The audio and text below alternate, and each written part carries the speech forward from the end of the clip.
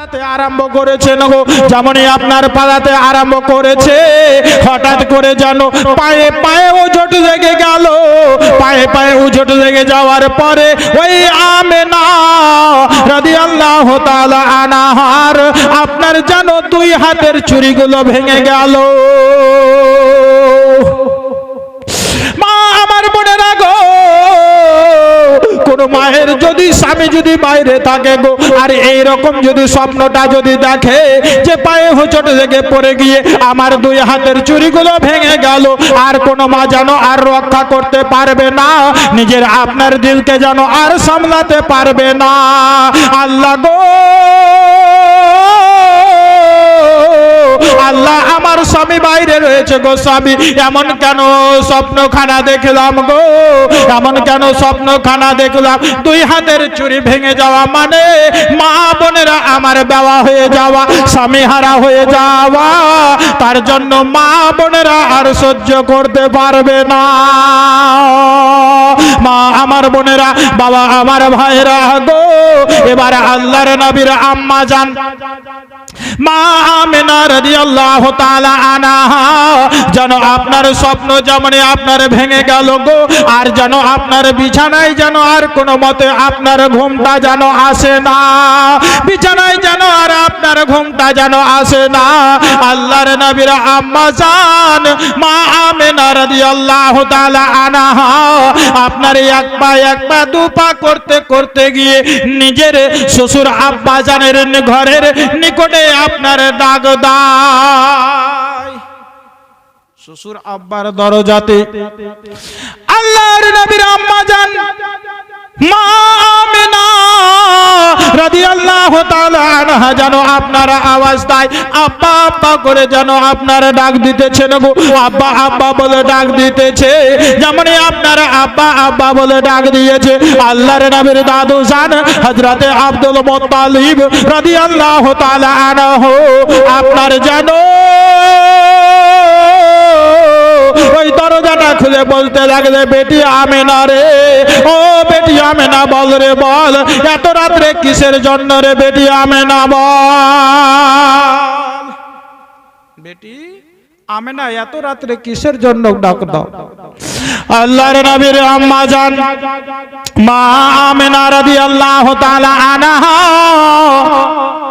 আমার বলতেছে, আব্বা হুজুর গো এইরকম একটা স্বপ্ন দেখলাম, এইরকম একটা স্বপ্ন দেখলাম গো, হঠাৎ করে ঝড় উঠে গেল, সেই ঝড়েতে আমি পাগলাতে ছিলাম আর পায়ে হোঁচট লেগে আমার দুই হাতের চুলগুলো যেন ভেঙে গেল।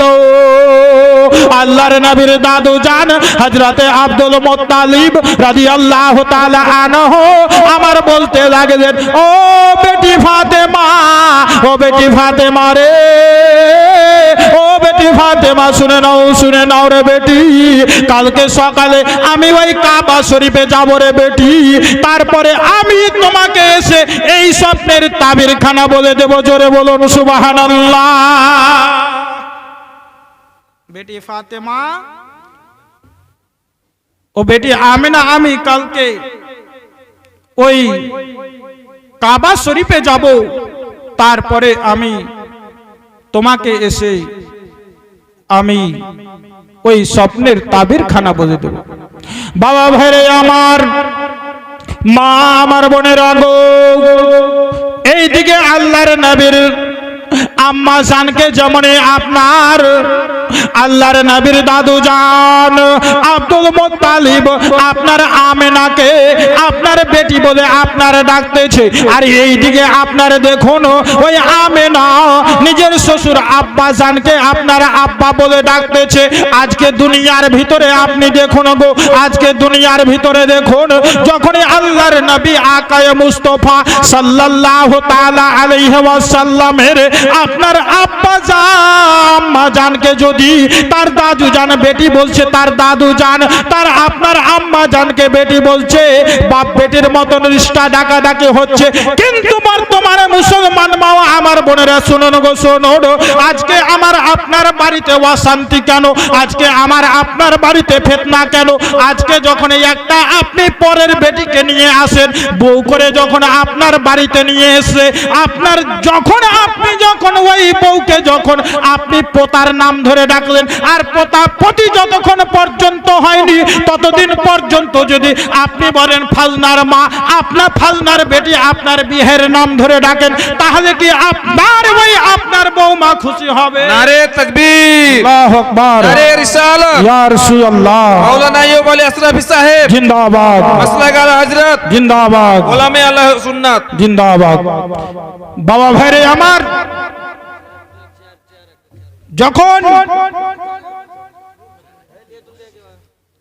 যখন আপনার আল্লাহর নবীর আম্মা জান মা আমেনা রাদিয়াল্লাহু তাআলা আনহাকে আপনার বেটি বলে মেনে নিল, তখন আপনার আমেনা তাকে আব্বা বলে মেনে নিয়েছিল। কিন্তু যখন বেটি মেনে নিল, আব্বা মেনে নিল, তখন আর তাদের বাড়িতে কোনো ঝামেলা হবে না, আর যেইখানে ঝামেলা নাই সেইখানে রহমত বর্ষিত হবে। জোরে বলুন সুবহানাল্লাহ। বেটি হলো আপনার একটা নিয়ামত। আল্লাহর নবী আকায়ে মুস্তাফা সাল্লাল্লাহু তাআলা আলাইহি ওয়াসাল্লাম আমার বলে, যদি একটা বেটি যখন বাড়িতে এলো, একটা রহমত চলে এলো। ব্রাদার মিল্লাত ইসলামিয়া, আপনার ছেলের বিয়ে দেওয়ার পরে, আপনার ছেলের বিয়ে দেওয়ার পরে যখন কারো বাড়ি থেকে নিজের আপনার বাড়িতে আপনি বউ করে নিয়ে আসলেন, আপনার বিহায়ের বাড়িতে যেটা রহমত ছিল আপনার বাড়িতে এলো, আপনার বাড়িতে রহমত বর্ষণ হতে লাগলো। কিন্তু ব্রাদার, আমার আপনার মতন মূর্খ মানুষ যদি আমি আপনি বলি যে এই আপনার বউ এসে আমার সব শেষ হয়ে গেল, শরীয়ত বিরোধী না অবিরোধী? শরীয়ত বিরোধী নয়, শরীয়ত বিরোধী আপনি কাজ করলেন না। আল্লাহর নবী বলছে আপনার বাড়িতে রহমত এলো, আর আপনি বলছেন আমার বাড়ির সব শেষ হয়ে গেল। মুসলমান যেটা শরীয়ত বলছে সেটাকে আপনাকে মেনে নিতে হবে। শরীয়তের পথে আমি আপনি যদি চলে যাই, আমি আপনি যদি বউকে যদি বেটি মেনে নিতে পারি, বেটি আপনাকে মা মেনে নেবে, আর যখনই মা বেটি মেনে নেবে তখন আমার আপনার সংসারে বরকত হবে, ইহ জগৎ পর জগৎ মঙ্গল হয়ে আমি আপনি জান্নাতবাসী হব। জোরে বলুন সুবহানাল্লাহ। কিন্তু নবীর আদর্শ নাই, নবীর যা শিক্ষা সেই শিক্ষা নয়। তার জন্য আমার আপনার বাড়িতে আজকে মেল মোহাম্মত নাই। আসুন আল্লাহর নবী আকায়ে মুস্তাফা সাল্লাল্লাহু তাআলা আলাইহি ওয়াসাল্লাম যেই সময় বাবা ভাই আমার, যেই সময় হযরতে মা আয়েশা সিদ্দিকা রাদিয়াল্লাহু তাআলা আনহার সঙ্গে আপনার ব্রাদার মিন্নাত ইসলামিয়া খাবার খেতে বসতেন, ব্রাদার খাবার খেতে আয়েশার সঙ্গে আমি একই থালিতে আপনার খাবার খেতে বসতেন, একই থালিতে যেই সময় আপনার খাবার খেতে আরম্ভ করলেন, যেই সময় একই থালিতে খাবার খেতে লাগলেন, যেই দিকে আয়েশা আপনার ভাতটাকে মাখতেন, ওই ভাতগুলোকে রাসূলুল্লাহ খেয়ে নিতেন। যেই ভাতগুলো রাসূলুল্লাহ আমার মাখতেন, সেই ভাতগুলোকে হযরতে মা আয়েশা রাদিয়াল্লাহু তাআলা আনহা আপনার খেয়ে নিতেন। ব্রাদার, একই থালিতে মহব্বতের ছলে খাওয়া দাওয়া করছেন। মুসলমান মা আমার বোনেরা, বাবা আমার ভাইরা, আজকে যদি আপনি বর্তমান যদি আপনি ধরলেন মশিউর ভাই আর জিয়াউল্লাহর মা যদি এক থালিতে যদি আপনার ভাত খেয়ে নেয়, তাহলে আপনার পুরা সাটাঙ্গা পাড়া নয়, পুরা আপনার মোথাবাড়ি অঞ্চলে একটা এলান হবে যে আজকে যদি একটা বেটি ছেলে যদি দেখে নেয়, তাহলে বলবে যদি একটা বেলজ্জা আর বেলজ্জি আছে তো ওই সাটাঙ্গা পাড়ার মশিউর আছে, এটাই বলবে। যদি একটা যদি বেলজ্জা আর বেলজ্জি থাকে ওই সাটাঙ্গা পাড়ার মশিউর আছে। এর কারণ একই জায়গাতে একই থালিতে ভাত মাখে খাইছে, আর কারো ভাত মাসিউর মাখছে, তার জেউজার মা খাচ্ছে, আর জেউজার মা মাখছে, মাসিউর ভাই খাচ্ছে। এর মতন বেলজ্জা নাই। ব্রাদার মিল্লাত ইসলামিয়া, আল্লাহর নবী আকায়ে মুস্তাফা সাল্লাল্লাহু তাআলা আলাইহি ওয়াসাল্লাম আমার বলে, হে আমার উম্মতিরা জেনে রেখে দাও, হে আমার সাহাবীরা জেনে রেখে দাও, যখন স্বামী স্ত্রীর মধ্যে একই যখন থালির মধ্যে বসে যখন ভাতটা যখন খাবে মহব্বতের ছলে, একে অপরের যখন খাবারটা যখন খাবে, সেই স্বামী স্ত্রীর মধ্যে গভীরভাবে মহব্বত হবে। আর সেই মহব্বতের কারণে ওই তোমার রুজি রোজগারে বরকত হবে। জোরে বলুন সুবহানাল্লাহ। এমন কোন শাশুড়ি আছে সহ্য করবে? পারবে কি? তার কলেজা বাস্ট হবেই, শাশুড়ির খেয়ে কলেজা বাস্ট হবেই। ব্রাদার মিল্লাত ইসলামিয়া, হক কথা বলি ঠক করে লাগুক আমার সেটা দায়িত্ব নাই, কিন্তু শরীয়ত যেটা বলছে সেটা আমাকে বলতে হবে। মুসলমান আজকে বাড়িতে লড়াই কেন? লড়াই এই কারণে, যদি আমার আপনার মধ্যে যদি ইসলামী শিক্ষা থাকতো, আমার আপনার মধ্যে যদি ইসলামী জ্ঞান থাকতো, সেই জ্ঞানের কারণে, জ্ঞানের অভাবের কারণে আজকে বাড়িতে বিশেষ করে আর শাশুড়ি আর বউয়ের মধ্যে যুদ্ধ লেগে আছে। এটা জ্ঞানের অভাবের কারণে। আল্লাহর নবী আকায়ে মুস্তাফা সাল্লাল্লাহু তাআলা আলাইহি ওয়াসাল্লাম আমার যেই সময় পানি পান করতেন, যেই সময় পানি পান করতেন ব্রাদার মিল্লাত ইসলামিয়া, ওই পানি পান করতেন তো হযরতে আয়েশা সিদ্দিকা রাদিয়াল্লাহু তাআলা আনহা যেই গিলাসের যেই জায়গাতে আপনার মুখমণ্ডলী খানা লাগিয়েছিলেন, সেই জায়গাতে রাসূলুল্লাহ আপনার মুখমণ্ডলী লাগিয়ে পানি পান করতেন। ব্রাদার মহব্বত বাড়তো, মহব্বত বাড়ার জন্য, আমাকে আপনাকে শিক্ষা দেওয়ার জন্য।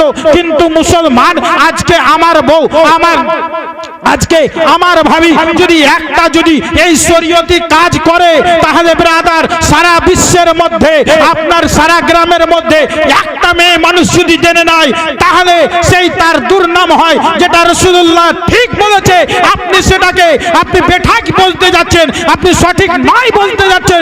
তার কারণে ব্রাদার বাড়ির মধ্যে একটা ঝগড়া আরম্ভ হচ্ছে, আর ওই ঝগড়াকে মিটাতে হলে আপনাকে নবীর আদর্শ নিতে হবে। নবী যেভাবে চলেছে সেইভাবে চলতে হবে। জোরে বলুন সুবহানাল্লাহ। নবীর আদর্শে চলুন।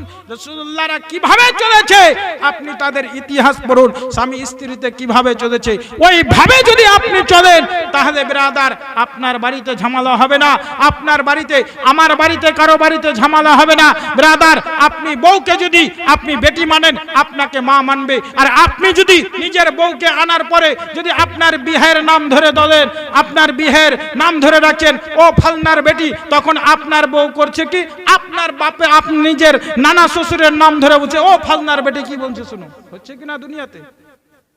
এগুলাই তো হচ্ছে দুনিয়াতে। তুমি যখন ধরবা, তুমি যখন কাউকে গালি দিবা, তখন তোমাকে সে গালি দিবে। তুমি যখন তাকে বেটি মেনে নিতে পারবে শাশুড়িরা, তখন তোমাকে তুমি বেটি মানবে, তখন তোমাকে মা মেনে নিতে পারবে। জোরে বলুন সুবহানাল্লাহ। বাবা ভাইরে আমার, আমি বলতেছিলাম আল্লাহর নবীর আব্বা জান যেই সময় আপনার এই দিকে আপনার গেলেন, আপনার হযরতে আব্দুল্লাহ,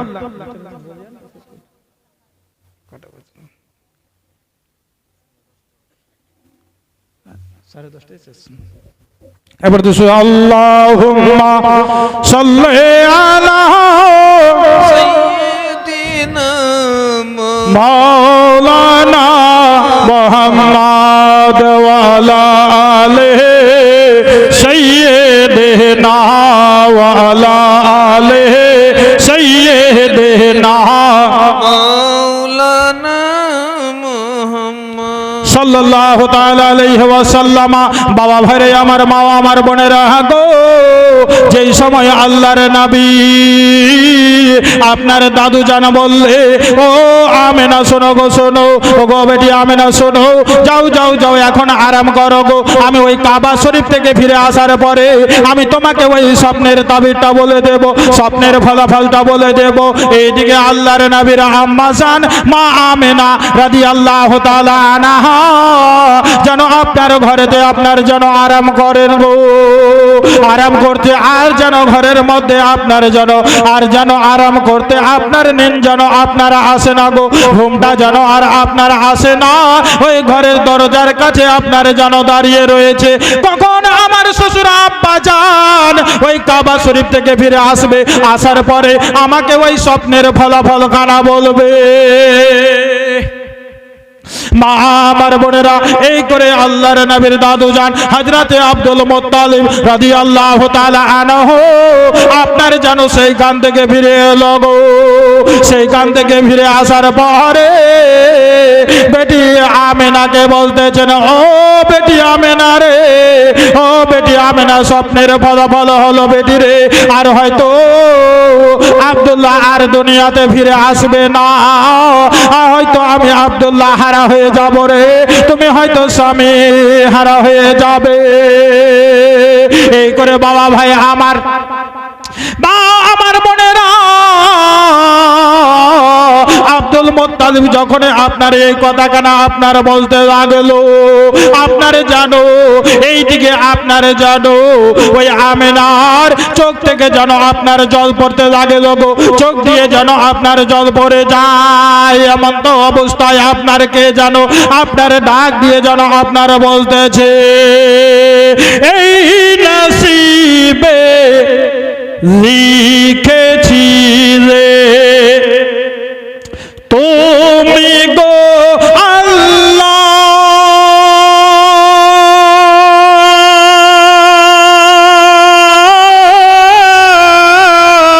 তুমি গো আল্লাহ।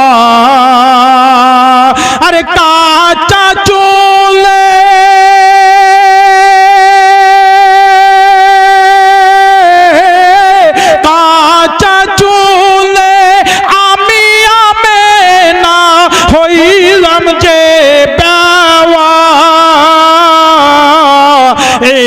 নসিবে লিখেছি রে তুমি গো আল্লাহ,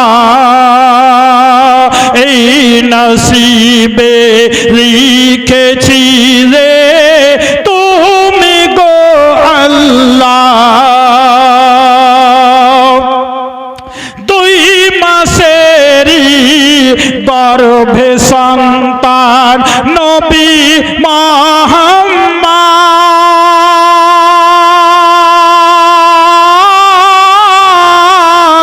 নবী মুহাম্মদ।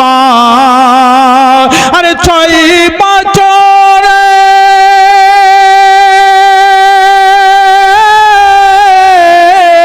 6 বছরে মোর নবীজি হলো যে মাতাহারা, এই নসিবে লিখেছি রে তুমি গো আল্লাহ, এই নসিবে লিখেছি রে তুমি গো আল্লাহ। আরে কাঁচা চুলে কাঁচা চুলে আমি আমেনা হইলাম যে বেওয়া, এ নসিবে লিখেছি রে তুমি গো আল্লাহ। আল্লাহুম্মা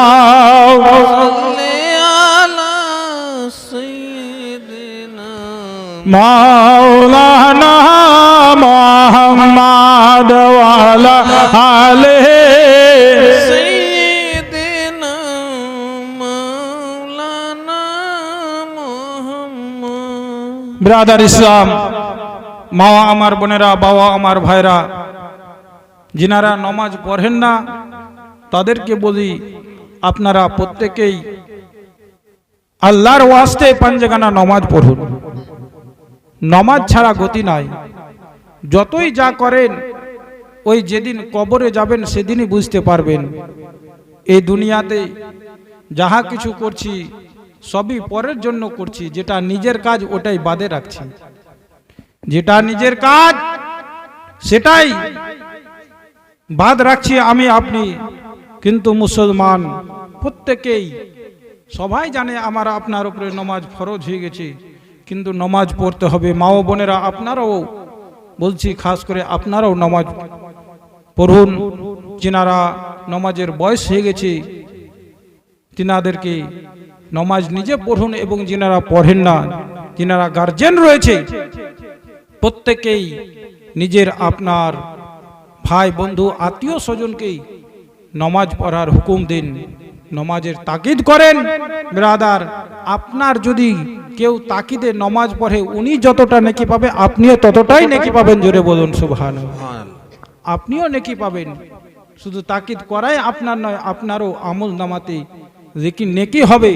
কিন্তু মুসলমান, আল্লাহ আমাকে আপনাকে প্রত্যেককে যাতে একে অপরে আপনার মুসলমানকে, প্রত্যেক মুসলমান যদি আমরা নমাজ পড়তে যাই তাহলে ভালো লাগবে না খারাপ লাগবে? জুম্মার দিনে যেমন আপনার মসজিদ থেকে বের হচ্ছি তো কত ভালো লাগছে, প্রত্যেকেই সকলে যদি আপনার যায় তো ভালো লাগবে কিনা? কিন্তু মুসলমান ঠান্ডা গরম তো লাগেই আছে, ঠান্ডা পার হোক মৌলী সাহেব যাবো, তো ঠান্ডা তো মরবি না, তার চিঠি চলেছে ঠান্ডা পরে আমি মরবো। এটা কেউ বলতে পারবে ঠান্ডা না, বলছে ঠান্ডা পার হোক তো যাবো মসজিদে, তো ও চিঠি পেয়ে দিচ্ছে ঠান্ডা পরে মরবে। মুসলমান বাবা ভাই আমার, মা আমার বোনেরা, প্রত্যেকেই ইনশাআল্লাহ শিক্ষার চেষ্টা করুন। বাবারা যদি আপনার ছেলে না পড়ে ছেলেকে নমাজের তাকিদ দেন।